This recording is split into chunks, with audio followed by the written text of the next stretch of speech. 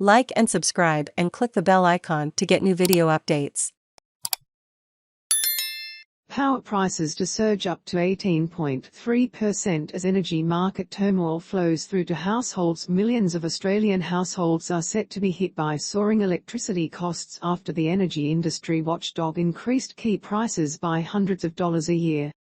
In a fresh blow to households dealing with surging costs of living, the Australian Energy Regulator, AER, has decided to pass on hefty increases to a benchmark power price. The tariffs, known as default market offers, will rise between 8.5% and 18.3% in New South Wales, up to 12.6% in southeast Queensland and 9.5% in South Australia. Small business customers will also be affected by the changes, with so-called standing offer prices rising up to 13.5%. The increases, to come into effect from July, amount to more than $250 a year in some cases based on Australian Competition and Consumer Commission figures, putting the average residential electricity bill at $1,434. They also follow a similar, albeit smaller increase, announced by Victoria's Essential Services Commission on Tuesday. Space to play or pause, M to mute, left and right arrows to seek, up and down arrows for volume.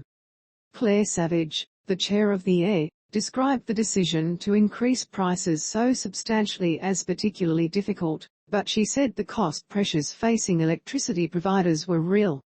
Ms. Savage also pointed out that the benchmark price was not supposed to be the lowest available and urged consumers to shop around for a better deal. In setting these new DMO, default market offer prices, we understand the significant impact they will have on some consumers who may already be struggling with cost of living pressures, Ms. Savage said. If a large number of retailers are unable to recover their costs and are forced to exit the market, as we have seen recently in the United Kingdom, that will add more cost to consumers. Incoming Energy Minister Chris Bowen blamed the coalition government for the higher DMO and criticised his predecessor, Angus Taylor, for making a political decision to delay the release of the report. 9 years of Liberal denial and delay have a cost, and that cost is being paid by the Australian people, by Australian households in higher energy prices, he said.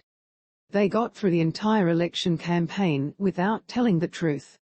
They sat on this report, they approved its delay until after the election. Mr Bowen said the new Labor government was committed to its energy policy and to bringing the prices down.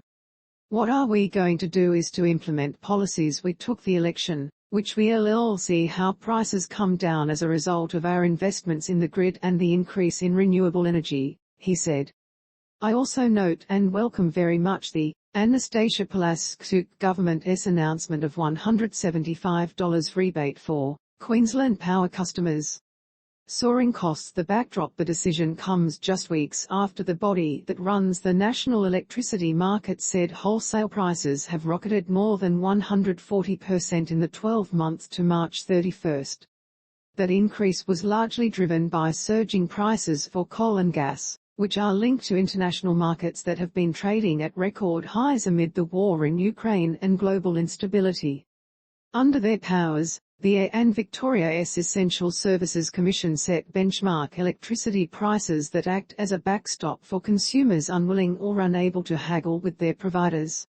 The prices have been relatively stable in recent times as an influx of renewable energy and lower demand for coal and gas weighs on the wholesale market.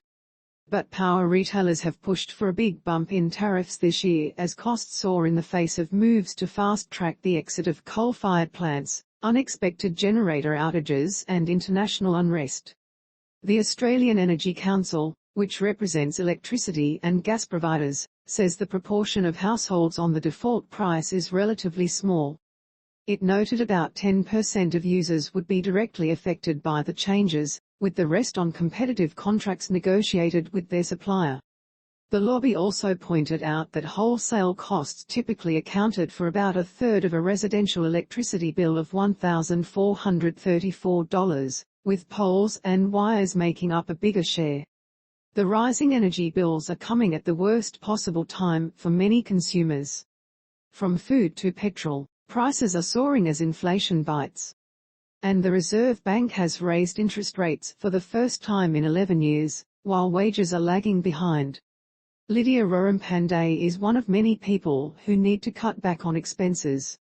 We have probably need to cut down on eating out or some holidays and those kinds of things, the Sydney resident told the ABC.